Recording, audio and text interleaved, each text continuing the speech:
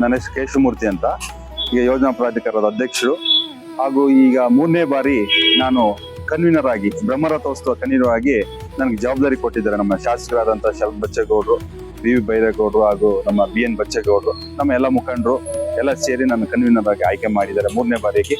ಅದೇ ರೀತಿಯಾಗಿ ಈಗ ಹೊಸ ತೇರು ನಮ್ಮ ಬೆನಗನಹಳ್ಳಿ ಕುಟುಂಬದವರಾದಂತಹ ಶರತ್ ಬಚ್ಚೇಗೌಡರು ಮತ್ತೆ ಕುಟುಂಬದವರು ಕೊಡುಗೆಯಾಗಿ ನೀಡಿರ್ತಾರೆ.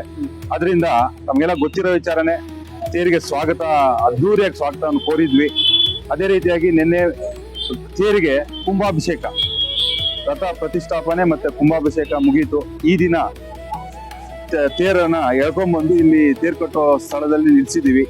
ಬೆಳಿಗ್ಗೆಯಿಂದ ಎಲ್ಲಾ ಭಕ್ತಾದಿಗಳೆಲ್ಲ ಭಾಗವಹಿಸಿದ್ರು, ನಮ್ಮ ಮುಖಂಡರೆಲ್ಲ ಭಾಗವಹಿಸಿ ತೇರ್ನ ಎಳ್ಕೊಂಡ್ಬಂದು ಈಗ ಕಟ್ಟೋದಕ್ಕೆ ಚಾಲನೆ ನೀಡಿದ್ದೀವಿ.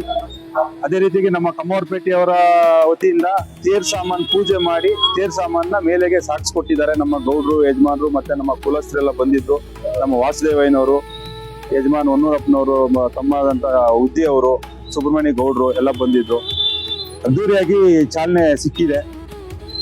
ಇದಕ್ಕೆಲ್ಲ ನಮ್ಗೆ ಖುಷಿಯಾದಂತ ವಿಚಾರ. ಹೊಸ ತೇರು ಬಂದಿದೆ. ಈ ಸಾರಿ ಜನ ಅದ್ಭುತವಾಗಿ ಆಚರಣೆ ಮಾಡಕ್ಕೆ ಸಿದ್ಧವಾಗಿದ್ದಾರೆ. ಬೆಳಿಗ್ಗೆನೆ ಸುಮಾರು ಹೆಚ್ಚು ಕಮ್ಮಿ 1000 ಜನ ಯುವಕರೆಲ್ಲ ಬಂದಿದ್ದು ತೇರು ಎಳೆಯೋದಕ್ಕೆ ಬಹಳ ಉತ್ಸಾಹದಿಂದ ಎಳೆದಿದ್ದಾರೆ. ಅವ್ರಿಗೆ ತುಂಬಾ ಧನ್ಯವಾದಗಳು. ಅದೇ ರೀತಿಯಾಗಿ ಮುಂದಿನ ಮೇ 1ನೇ ತಾರೀಕು ಬುದ್ಧ ಪೌರ್ಣಿಮೆ ಎಂದು ಬ್ರಹ್ಮರಥೋತ್ಸವ ನಡೆಯಲಿದೆ. ಅದಕ್ಕೆ ಎಲ್ಲರೂ ಬಂದು ಆಚರಣೆ ಮಾಡಬೇಕು. ಇದಕ್ಕೆ ವಿಶೇಷವಾಗಿ ಅಂದ್ರೆ ಈ ಸಾರಿ ದೀಪಾಲಂಕಾರ ಮೈಸೂರಿಗಿಂತ ತುಂಬಾ ಅದ್ಭುತವಾಗಿ ಮೂಡಿ ಬರಲಿದೆ.